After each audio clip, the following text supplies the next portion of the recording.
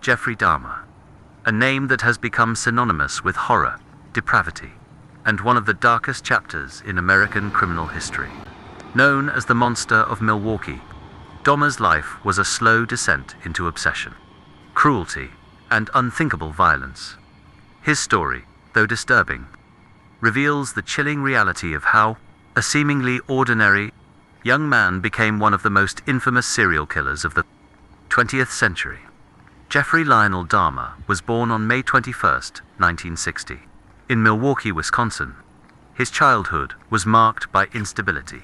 His father Lionel was a chemist who spent long hours working, while his mother, Joyce, struggled with mental health issues and frequent emotional breakdowns. At home, tension and arguments were constant. From an early age, Jeffrey was a shy, withdrawn child who often felt invisible in his own family. By the age of 4, Dahmer underwent a surgery for a double hernia, an event that some later suggested may have contributed to his lifelong feelings of physical vulnerability. Soon after, he developed a peculiar fascination with dead animals. Unlike most children, who might have been curious about pets or nature, Jeffrey became obsessed with roadkill. He would collect carcasses, dissect them, and carefully examine their bones. To neighbors and friends, it seemed strange but harmless. To Jeffrey, it was the seed of a growing darkness. In high school, Dahmer was seen as an awkward, quiet teenager. He drank heavily, even sneaking alcohol into class. His peers nicknamed him the class clown for his bizarre outbursts and pranks, which masked his loneliness and detachment. Beneath this exterior, however, he was struggling with forbidden desires. By adolescence, Jeffrey realized he was gay, but he felt unable to openly accept his sexuality. Instead, his fantasies turned toward control, power, and ultimately, violence. The spiral began in 1978. Shortly after his parents divorced, a devastating event that left him alone in the family home. Just weeks after his high school graduation, Dahmer committed his first murder. On June 18th, he picked up 19-year-old hitchhiker Stephen Hicks, offering him a ride, alcohol, and companionship. They spent hours drinking at Dahmer's house. When Hicks tried to leave, Jeffrey panicked at the thought of abandonment. He struck Hicks with a dumbbell, strangled him, and later dismembered the body. He buried the remains in the backyard and scattered bones in the woods. For nearly 9 years after that first killing, Dahmer lived in silence with his crime. He attended Ohio State University briefly, then enlisted in the U.S. Army as a medic stationed in Germany. His alcoholism, however, led to a discharge. Returning to civilian life, he bounced between jobs, unable to maintain stability. But his urges only grew stronger. By 1987, Dahmer could no longer suppress his compulsion. While living in a Milwaukee hotel, he lured 25-year-old Stephen Twomey to his room. The next morning, Dahmer claimed he awoke to find Twomey dead beside him. With no memory of the killing, he bought a large suitcase, transported the body to his grandmother's basement, and methodically dismembered it. This act marked the beginning of a series of murders that would escalate in brutality, secrecy, and frequency. Milwaukee was about to face a nightmare it had never imagined. As Dahmer's killings escalated, he refined his methods and deepened his obsession with control. Between 1987 and 1991, he would murder 16 more men, all young and mostly from marginalized communities. Many were men of color, immigrants, or individuals living on the edge of society, people whom Dahmer believed would not be missed quickly. Dahmer often lured his victims from gay bars, promising them money to pose for photographs, or offering drinks laced with sleeping pills. Once unconscious, they were strangled. But the horror did not end there. Dahmer would engage in acts of necrophilia, dismemberment, and even cannibalism. He later admitted he wanted to possess his victims completely, to make them a permanent part of himself. His grandmother's house in West Allis became the site of many murders.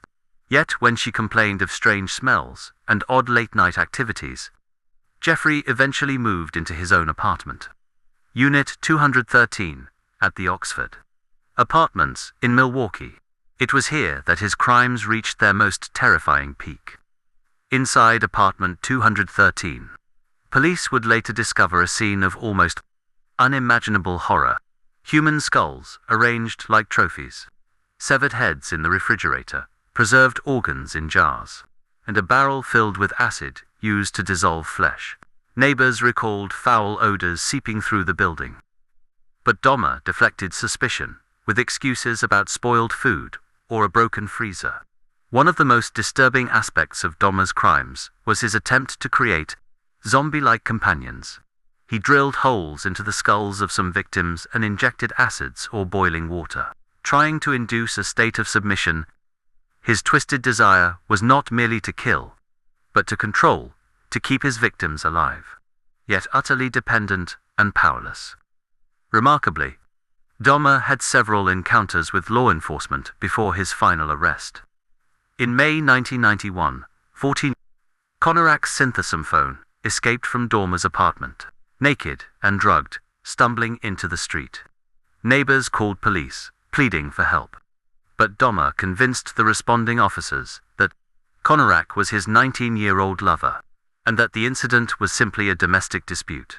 Shockingly, the officers escorted the boy back into Dahmer's apartment. Hours later, Konarak was dead. The police failure allowed Dahmer to continue his killing spree. By the summer of 1991, Dahmer's compulsion was spiraling out of control. He was killing almost monthly, carefully documenting some of his crimes with photographs. The apartment became a dungeon of death. Yet, Jeffrey appeared outwardly calm, even friendly to neighbors. It all came to an end on the night of July 22, 1991. Dahmer invited Tracy Edwards, a 32-year-old man, back to his apartment. Once inside, Edwards noticed the smell, the acid barrels, and a strange videotape playing. When Dahmer tried to handcuff him, Edwards resisted. In a moment of courage, he struck Dahmer, escaped the apartment, and flagged down 2 Milwaukee police officers. When officers returned with Edwards, they uncovered a nightmare beyond imagination. Opening a drawer, one policeman found dozens of Polaroid photographs, images of dismembered bodies in various stages of decomposition. As the officers searched further, the scale of Dahmer's crimes became clear. Apartment 213 was a slaughterhouse, frozen in time. Jeffrey Dahmer was finally arrested. Milwaukee, and soon the world, would be forced to confront the depth of his evil. The arrest of Jeffrey Dahmer sent shockwaves across the globe. News outlets described the gruesome discoveries. In detail, a human head in the refrigerator, 3 more in the freezer, jars filled with preserved organs, and evidence of cannibalism. It was unlike anything modern America had ever seen.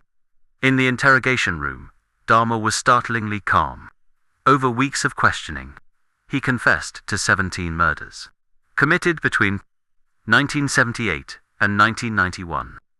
He described his methods with chilling precision, admitting that he had tried to build an altar from human skulls, hoping to create a place of power where he could feel complete. Investigators were stunned, not only by the brutality of his acts, but also by the lack of remorse. His trial began in January 1992. The courtroom was filled with victims' families, journalists, and a horrified public. Dahmer's defense did not deny the murders. Instead, they argued he was insane, driven by uncontrollable impulses. The prosecution countered that Dahmer knew exactly what he was doing, luring and concealing his crimes with deliberate care. The jury deliberated for only 5 hours. On February 15, 1992, Jeffrey Dahmer was found guilty of 15 counts of murder and sentenced to 15 consecutive life terms in prison, over 900 years behind bars. For many families, it was justice, though no sentence could undo the suffering. Prison life brought Dahmer a strange kind of notoriety. Some inmates feared him, while others bizarrely admired him. He reportedly mocked his crimes, shaping food into body parts or taunting guards with dark jokes. Yet he also claimed to have found religion, reading the Bible and being baptized while incarcerated.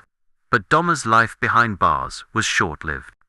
On the morning of November 28, 1994, at the Columbia Correctional Institution in Portage, Wisconsin, Dahmer was assigned to work detail.